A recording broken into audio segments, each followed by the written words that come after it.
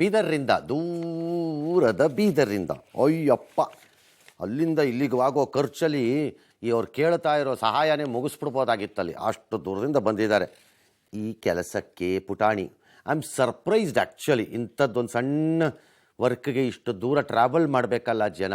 ಅಂದರೆ ನಮ್ಮ ಸಾಮಾಜಿಕ ವ್ಯವಸ್ಥೆಯ ಬಗ್ಗೆ ಮಾತನಾಡೋ ನಾವು ಬಡಾಯಿಗಳು ಬಿಡ್ತಾ ಇರ್ತೀವಲ್ಲ, ಬರೀ ಬುರುಡೆ ಬಿಡ್ತೀವಿ. ಯಾವ ಲೆವೆಲ್ಗಿದೆ ನಮ್ಮ ಸೊಸೈಟಿಗಳು ಅನ್ನೋದನ್ನು ತೋರಿಸತ್ತೆ ಅಷ್ಟೇ. ಇದು ಇನ್ನು ಎಂಥದ್ದೂ ಇಲ್ಲ. ಬೀದರ್ನ ಶಿವಶಂಕರ್ ಅವರ ಕತೆ.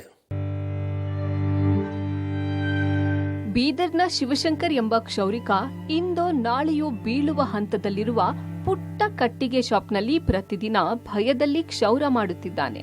ಆದ್ರೆ ಮಳೆಗಾಲದಲ್ಲಿ ಯಾವಾಗ ಮಳೆ ಬರುತ್ತೋ ಆಗ ಕಟ್ಟಿಂಗ್ ಶಾಪ್ನ ಮೇಲ್ಛಾವಣಿ ನಿರಂತರವಾಗಿ ಸೋರುವುದರಿಂದ ಬದುಕಿಗೆ ಆಸರಿಯಾಗಿರುವ ಕ್ಷೌರದ ಅಂಗಡಿಯನ್ನ ಬಂದ್ ಮಾಡಲೇಬೇಕು. ಕಟಿಂಗ್ ಶಾಪ್ ಓಪನ್ ಇದ್ರೆ ಹಾಗೋ ಹೀಗೋ ಮಾಡಿ ದಿನವೊಂದಕ್ಕೆ 400ರಿಂದ 500 ರೂಪಾಯಿ ಸಂಪಾದನೆ ಮಾಡಬಹುದು.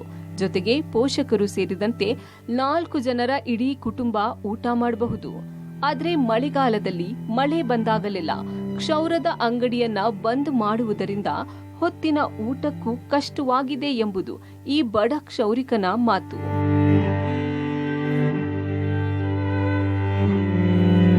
ಕಳೆದ 5-6 ವರ್ಷಗಳಿಂದ ಈ ಹಳ್ಳಿಯಲ್ಲೇ ಕ್ಷೌರ ಮಾಡುತ್ತಾ ಬಂದಿರುವ ಕ್ಷೌರಿಕ ಶಿವಶಂಕರ್ ಅವರ ಕಟಿಂಗ್ ಶಾಪ್ನ ತಗಡಿನ ಶೀಟ್ಗಳು ಬಹುತೇಕ ತುಕ್ಕು ಹಿಡಿದಿದ್ದು ಅದಕ್ಕೆ ಹಾಕಿರುವ ಕಟ್ಟಿಗೆಗಳು ಹಾಳಾಗಿವೆ.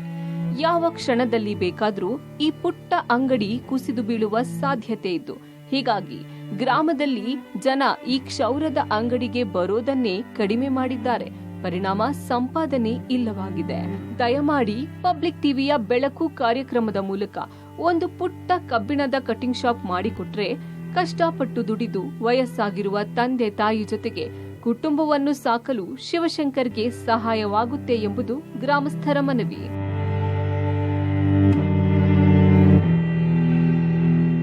ದುಡಿದು ಬದುಕುತ್ತೇನೆ ಎಂಬ ಛಲವಿರುವ ಶಿವಶಂಕರ್ಗೆ ಸಹಾಯವಾದರೆ ದುಡಿದು ತಿನ್ನುತ್ತೇನೆ ಎಂಬುವವರಿಗೆ ದೇವರು ಯಾವ ರೂಪದಲ್ಲಾದರೂ ಸಹಾಯ ಮಾಡುತ್ತಾನೆ ಎಂಬ ಸಂದೇಶ ರವಾನೆಯಾದಂತಾಗುತ್ತದೆ.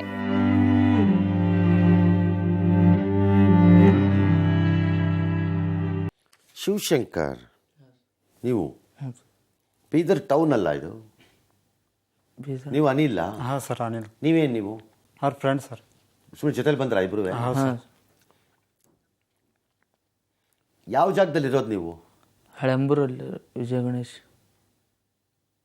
ಎಷ್ಟು ವರ್ಷದಿಂದ ಮಾಡ್ತಿದ್ದೀರಿ ಉದ್ಯೋಗ? ನಾ 7 ವರ್ಷ ಆಯ್ತು. ನಿಮ್ಗೆ 7 ವರ್ಷ ಇದ್ದಾಗ ಅಥವಾ 7 ವರ್ಷದಿಂದ? 7 ವರ್ಷ. ಏನಕ್ಕೆ ಕಲ್ತ್ಕೊಂಡ್ರಿ ಅದನ್ನ? ಅಲ್ಲೇ ಬಾಬರ್ ಬಲ್ಲೇ ಮಾಡ್ತಿರು. ಪೈಲೆ ಬಾಬರ್ ಮಾಡ್ತಿರು ಅಲ್ಲೇ ಊರಾಗೆ.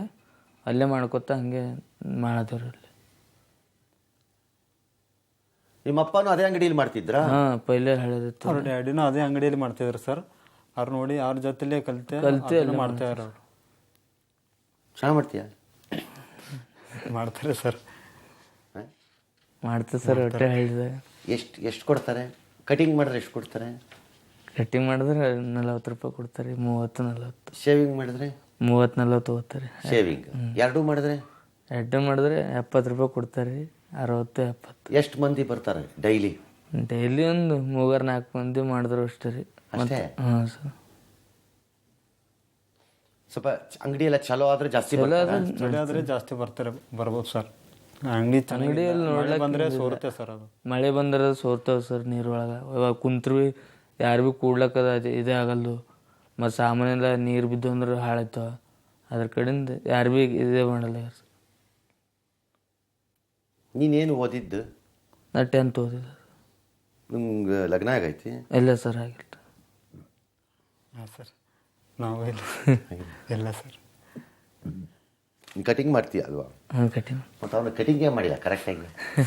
ಅವ್ನು ನೋಡ ಹೆಂಗೆ ಬೆಳೆಸ್ಕೊಂಡಿದ್ದಾನೆ. ಸರಿ ಇಲ್ಲ, ಕತ್ತರ್ಸಕ್ಕೆ ಅವನು ಹೇಳ್ತೀನಿ. ಕತ್ತರ್ಸೋದೈತೆ ಸರ್. ಹೆಂಗೆಂಗೋ ಕರ್ಸ್ಕೊಂಡು ಬೆಳೆಸ್ಕೊಂಡಿದೆಯಲ್ಲ ನೀನು ಅವನ ಜೊತೆ ಇದ್ದ? ಹೌದು ಸರ್. ಹೇಗೆ ಅವನು ರೊಕ್ಕ ಕೊಡಬೇಕು ಅಂತಾನೆ? ಇಲ್ಲ ಸರ್, ಹಾಂ, ಆ ಥರ ಏನಿಲ್ಲ ಸರ್. ಕೇಳಿಲ್ವಾ? ಅವಮಾನ ಆಗತ್ತೆ ನನಗೆ, ನೀನು ನನ್ನ ಜೊತೆ ಬಂದರೆ ಅಂತ ಹೇಳ್ಬೇಕಿತ್ತು ನೀನು. ಹಾಂ, ಈಗ ಆಯಿತು, ಮಾಡಿಸೋಣ, ತೊಂದರೆ ಇಲ್ಲ ನಿನಗೆ. ಹಾಂ ಸರ್. ನಿನ್ಗೆ ಇಲ್ಲಿಗೆ ಬರೋಕ್ಕೆ ಹೆಂಗೆ ಗೊತ್ತಾಯ್ತು ನಿನಗೆ ಬೀದರ್ಗೂ ನಮ್ಮ ಬೆಂಗಳೂರಿಗೂ ಏನು ಸಂಬಂಧ? ಪರಿಚಯ ಮಂಗಲಕ್ಕ ಅಂತ ಒಬ್ರು ಇದ್ದಾರೆ ಸರ್, ಅವ್ರು ಹೇಳಿದ್ದು ಅಣ್ಣರ ಹತ್ರ ಹೋದ್ರೆ ಹೆಲ್ಪ್ ಆಗ್ಬೇಕು ಅದು. ಈಗ ನಿನ್ನ ಹತ್ರ ಜಾಗ ಇದೆಯಾ ಅಲ್ಲಿ? ಸರ್ ಜಾಗ ಅದ. ಜಾಗ ಐತಲ್ಲ? ಐತೆ ಸರ್. ಆಯ್ತಾ? ಆಯ್ತು. ಓಕೆ. ತೊಂದರೆ ಇಲ್ಲ ತಾನೇ ಜಾಗಕ್ಕೆ? ಅಂದರೆ ಹಾಕಕ್ಕೆ ತೊಂದರೆ ಇಲ್ಲ ತಾನೇ ಜಾಗ? ತೊಂದ್ರೆ ಅಂತಂತ ಯಾರ್ದು ಬಿ ಇಲ್ರಿ, ಮತ್ ಬಿ ಅಲ್ಲಿ ಯಾರು ಬಿ ಹಂಗೆ ಅಬ್ಜೆಕ್ಷನ್ ಏನಿರಲ್ಲ, ತೊಂದರೆ ಇಲ್ಲ, ಜಾಗ ಐತಿ. ಜಾಗ. ಸರಿ, ಒಂದು ಕೆಲಸ ಮಾಡಿ. ಈಗ ನಾನು ಮಾತಾಡ್ಬಿಟ್ಟು ನಮ್ಮ ಆಫೀಸ್ ಜೊತೆ ಹಾಂ ಸರ್ ಅಲ್ಲಿ ನಿನ್ಗೊಂದು ಒಳ್ಳೆ ವ್ಯವಸ್ಥೆ, ಶೆಡ್ ಹಾಕ್ಕೊಡಕ್ಕೆ ವ್ಯವಸ್ಥೆ ಮಾಡಿಸ್ಕೊಡ್ತೀನಿ. ಮಾಡಿಸ್ಕೊಡ್ರಿ. ಓಕೆ, ಹೌದು ಸರ್. ಗೊತ್ತಾಯ್ತಾ? ಹಾಂ ಸರ್.